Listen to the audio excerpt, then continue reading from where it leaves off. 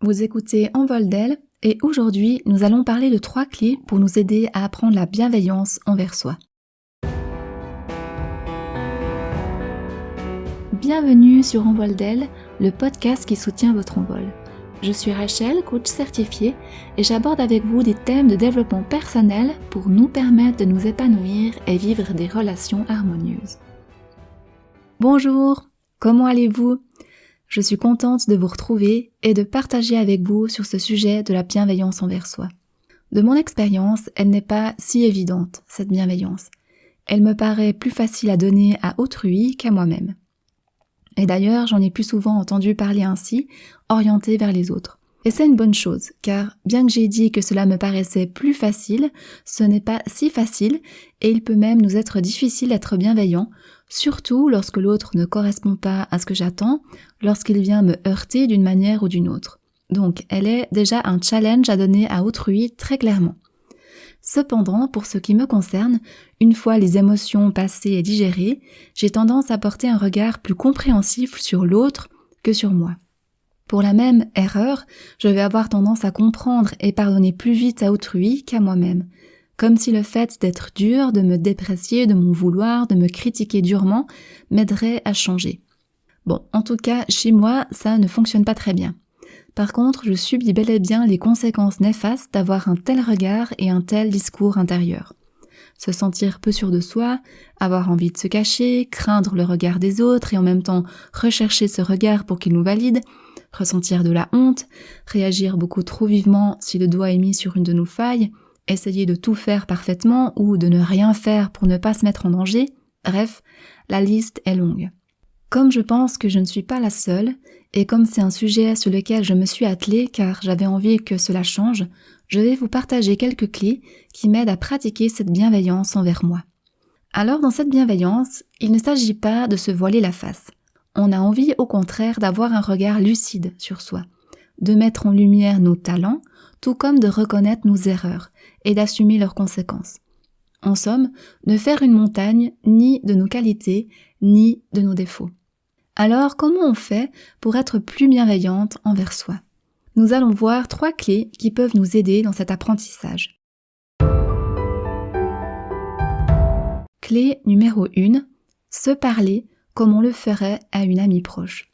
Bien souvent, nous nous parlons d'une manière qu'on n'utiliserait pas envers quelqu'un d'autre. Avez-vous déjà pris conscience du ton, des paroles avec lesquelles vous vous adressez à vous-même ? Christophe André, psychiatre et écrivain, donne l'image du critique intérieur pour mettre de la distance avec cette voix. Il nous dit, je cite, « Le critique intérieur est sans arrêt en action. Prédiction avant l'action, commentaire pendant, conclusion après. C'est un véritable ennemi de nous-mêmes. Cet ennemi, c'est nous, bien sûr.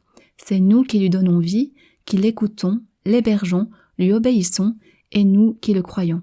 Nous finissons par n'avoir plus aucun recul et croire que ces pensées stéréotypées sont fondées et justes. » Fin de la citation. La bonne nouvelle, c'est que nous pouvons apprendre à nous parler autrement. On peut apprendre à se donner une autocritique qui soit utile et constructive. Christophe André nous dit que cette relation à soi ressemble à de l'amitié. Je cite, « Elle associe exigence, ne pas laisser ses amis faire n'importe quoi, et bienveillance, ne pas les juger, mais vouloir les aider. » Fin de la citation. Se regarder et se parler comme on le ferait avec une amie proche, c'est le faire avec vérité et bienveillance. Pour nous entraîner à le faire, on peut imaginer que notre amie est en train de vivre la même situation que nous, qu'elle nous le raconte, et alors, comment est-ce qu'on se sentirait ? Et qu'est-ce qu'on lui dirait ? Si vous êtes seul, vous pouvez même vous le dire à haute voix, ça permet d'entendre ce nouveau discours et de ressentir ce que ça nous fait à l'intérieur. Christine Neff, psychologue et chercheuse dans le domaine de l'autocompassion, nous dit, je cite, « La manière dont nous accueillons notre imperfection humaine, avec bienveillance et attention, ou en la jugeant et la condamnant, dépend entièrement de nous. » Fin de la citation. Apprenons à accueillir nos erreurs, nos défauts, nos imperfections avec bienveillance et attention, comme avec une amie proche. C'est la première clé. Clé numéro 2. Se rappeler que nous sommes tous dans le même bateau. Au moment où nous souffrons, nous pouvons nous rappeler que tous les êtres humains partagent l'expérience de la souffrance, que tous, à un moment donné ou à un autre, on se déçoit, on fait des erreurs, on tombe, on réagit mal. Si on ne le fait pas, on court le risque de se sentir en plus seul et isolé. On se dit « je suis la seule à vivre ça ». Selon Christophe André, c'est une caractéristique de la souffrance, elle nous coupe du monde. Cette coupure du monde rajoute une couche à nos souffrances qui n'est pas nécessaire et qui n'est pas aidante pour nous. On a besoin de se sentir appartenir, de se sentir connecté, relié avec les autres. La souffrance, elle, nous fait croire que nous sommes isolés, séparés des autres. Ainsi, dans les moments d'échec ou d'abattement, nous pouvons nous rappeler que c'est une expérience vécue par tous les humains. Ça permet de nous sentir connectés aux autres plutôt qu'isolés. Cela ne va pas enlever notre douleur, mais peut-être l'apaiser un peu. Bienvenue parmi les humains, nous dirait Serge Marquis. À la suite de Christine Neff, c'est considérer notre imperfection comme le signe de notre appartenance à l'espèce humaine. C'est d'ailleurs aussi cette imperfection qui nous permet de progresser et d'apprendre. À l'image d'un enfant qui apprend à marcher et qui tombe encore et encore, ce qui lui permet d'apprendre comment faire, comment positionner son corps jusqu'à ce qu'il y arrive. Au moment où nous souffrons, nous pouvons nous rappeler que tous les êtres humains souffrent à un moment donné ou à un autre, que cela fait aussi partie de la vie, de notre condition humaine, que nous ne sommes pas seuls à vivre ça. C'est la deuxième clé. Clé numéro 3, faire face à la réalité. Pour pouvoir s'offrir de la compassion, de la bienveillance, il faut déjà prendre conscience que l'on souffre. C'est être capable de s'observer, de s'écouter, ses pensées, ses émotions. C'est se mettre en position méta, comme un hélicoptère qui prend de la hauteur et qui voit ce qui est en train de se passer, en position d'observatrice de nos mouvements intérieurs. Notre conscience nous permet ce déplacement de position et cela nous est fort utile. Faire face à la réalité que nous vivons, c'est accepter ce que nous sommes en train de penser et de ressentir. Si vous êtes comme moi, en entendant que ce processus passe par de l'acceptation, vous aurez peut-être peur que ça veuille dire auto-justification et du coup aucune motivation pour changer et s'améliorer. En réalité, ce n'est pas ce qui se passe, car accepter ne veut pas dire être d'accord. C'est comme lorsque vous êtes malade. Vous devez commencer par accepter d'être malade pour aller vous faire soigner.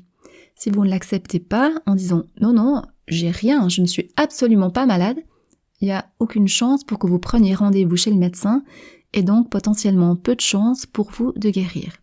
C'est la même chose avec nos faiblesses, nos défauts, nos imperfections, nos erreurs. Commencez par les accepter. Oui, elles sont bien là. Oui, il s'est bien passé ça. Oui, j'ai bien réagi ainsi. C'est le passage pour ensuite pouvoir changer. Alexandre Jolien, écrivain et philosophe, nous dit, je cite, « Accepter, ce n'est pas baisser les bras, mais au contraire prendre appui sur ce qui est, sur ce que je peux changer pour avancer. » Fin de la citation. Quand je n'accepte pas la réalité, je souffre, car j'ai le désir que la réalité soit différente de ce qu'elle est. Et plus nous résistons à la réalité, à ce qui se passe ici et maintenant, plus nous souffrons et ça rajoute une couche à notre douleur initiale. Christine Neff utilise l'image du mur pour parler de la réalité et qui résister revient à se cogner la tête contre encore et encore.